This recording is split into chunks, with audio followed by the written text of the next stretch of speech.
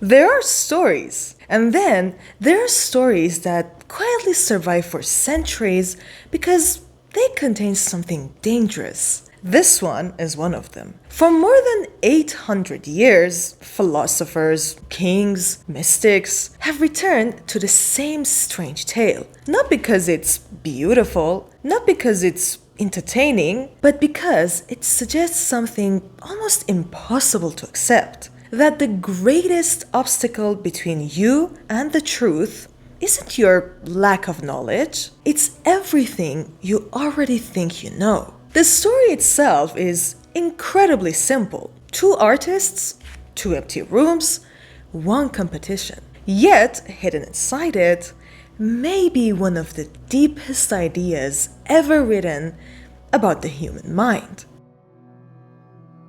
The story begins with an argument. The Chinese painters proudly declare, "We are the greatest artists in the world." The Roman painters disagree. "No," they say, "we are." The king grows tired of the debate. So he proposes a contest. Two identical rooms, one for each group. Whoever creates the more magnificent masterpiece wins. Simple enough. The Chinese immediately ask for the finest pigments, brilliant reds, deep blues, rare golds. Anything the royal treasury can provide. The king gladly opens his vaults. Every morning, new colors arrive. Meanwhile, the Romans make an unusual request. They ask for nothing. No paint, no brushes, no gold, nothing at all. Instead, they lock themselves inside their room and begin polishing the walls, day after day, hour after hour. While the Chinese create, the Romans erase. While one side adds, the other removes. At first glance, it looks like only one team is actually working. Weeks later, the competition ends. The Chinese proudly invite the king into their hall. The walls explode with color, mountains, gardens, animals, patterns unlike anything he has ever seen. The king is astonished. Surely the contest is over. Then he walks into the Romans' room. There is nothing on the walls, or it seems. A curtain separating the two halls is pulled away. Suddenly, every masterpiece painted by the Chinese appears on the polished wall.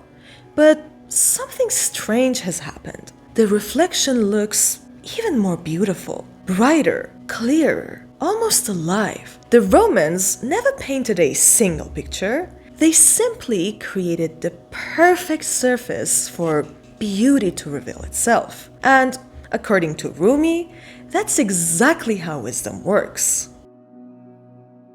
How can a reflection be greater than the original? That sounds impossible. Unless the story was never about paintings. The Chinese represent something most of us spend our entire lives pursuing. Knowledge, skills, achievements, credentials, books, information. Every year we add another layer, another degree, another course, another productivity hack, another opinion, another identity.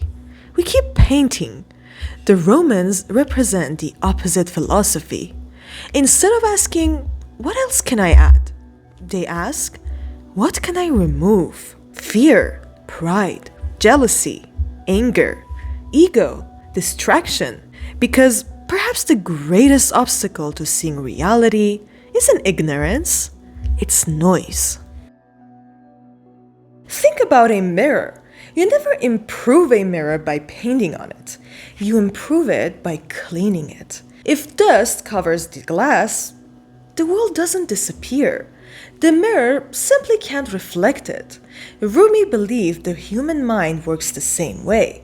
Truth doesn't need to be invented. It doesn't even need to be discovered. It has always been there. The problem is that our minds are cluttered, not with too little information, but with too much.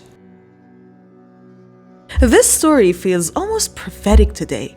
Every day we consume more. more podcasts, more books, more news, more social media, more advice, more opinions. Never before in history have human beings had access to so much information. Yet anxiety continues to rise. Attention spans continue to shrink. People know more and understand less. Maybe intelligence isn't our biggest challenge anymore. Maybe clarity is. We're constantly asking, what should I learn next? Perhaps we should sometimes ask, what should I let go of? This doesn't mean knowledge is bad. Rumi wasn't against learning. After all, the Chinese paintings are genuinely magnificent. Without them, there would be nothing to reflect. Knowledge matters. Art matters. Science matters. But knowledge without self-awareness can become arrogance. Information without wisdom becomes noise. The story isn't telling us to stop learning. It's reminding us that learning and becoming are not the same thing. Most stories tell us to become more, become richer, become stronger, become smarter.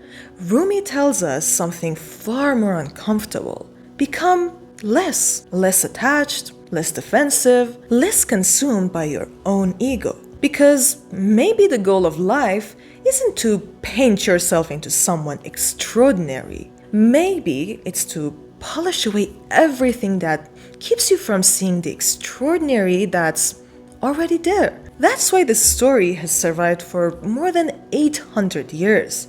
Not because it's about Chinese painters or Roman painters, not because it's about art, but because it's about every one of us, every single day. We are all standing in one of those two rooms. The only question is, are we still adding more paint? Or have we finally started polishing the mirror?